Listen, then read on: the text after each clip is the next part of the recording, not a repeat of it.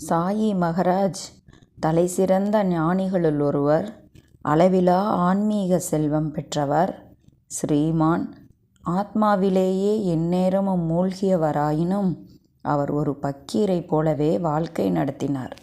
அவர் எல்லோரையும் சமமாகவே பார்த்தார். நான் எனது என்னும் எண்ணமே அவருக்கு இல்லை. எல்லா உயிர்களிலும் இறைவனைக் கண்டதால் அவற்றிடம் தயை காட்டினார். இன்பம் அவருக்கு மகிழ்ச்சியை அளிக்கவில்லை.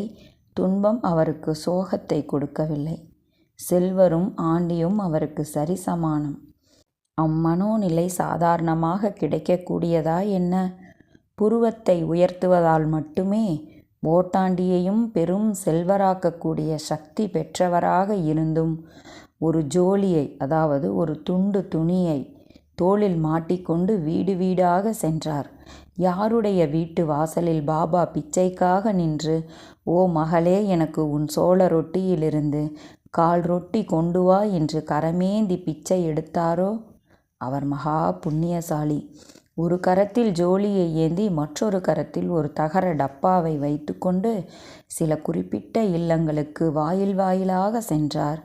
பாஜி, சாம்பார், பால், மோர் போன்ற பதார்த்தங்கள் அனைத்தும் இந்த தகர டப்பாவில் பிச்சை இடுபவர்களால் கொட்டப்பட்டன.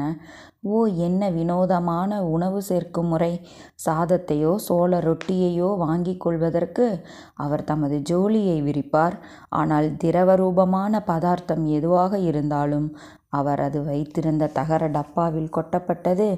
விதவிதமான பதார்த்தங்களை தனித்தனியாக ருசித்து சாப்பிட வேண்டும் என்கின்ற ஆவல் எங்கிருந்து எழும்? ருசிகளையும் வாசனையையும் நாக்கு அறியாத போது மனதிலிருந்து இவ்வாசை எவ்வாறு எழும்? ஒவ்வொரு நாளும் காலை நேரத்தில் அவர் பிச்சை எடுப்பார். கிடைத்ததை கொண்டு அனைவருக்கும் கொடுத்து அவரும் சிறிது உண்பார்.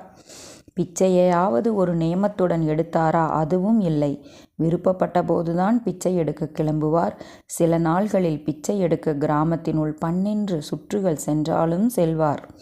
இம்மாதிரியாக பிச்சை எடுத்து சேர்க்கப்பட்ட உணவு மசூதியில் இருந்த ஒரு வாயகன்ற மண் பாத்திரத்தில் கொட்டப்படும். இதிலிருந்து காகங்களும் நாய்களும் சுதந்திரமாக உணவுண்டன. மசூதியையும் வெளி முற்றத்தையும் தினமும் பெருக்கும் பெண்மணி 10-12 சோள ரொட்டிகளை எடுத்துக்கொண்டு போவார். அவர் அவ்வாறு எடுத்துக்கொண்டு போவதை ஒருவரும் தடை செய்யவில்லை. இவ்வாறு சீரடி மக்கள் அனைவரும் அவர்களுடைய துன்பத்தை போக்கி அருளளிப்பதற்காக பாபா அவர்களின் வீட்டு வாயிலில் நின்று அவர்கள் சமைத்த உணவை வாங்கி அவர்களுக்கு ஆசியளித்தார்.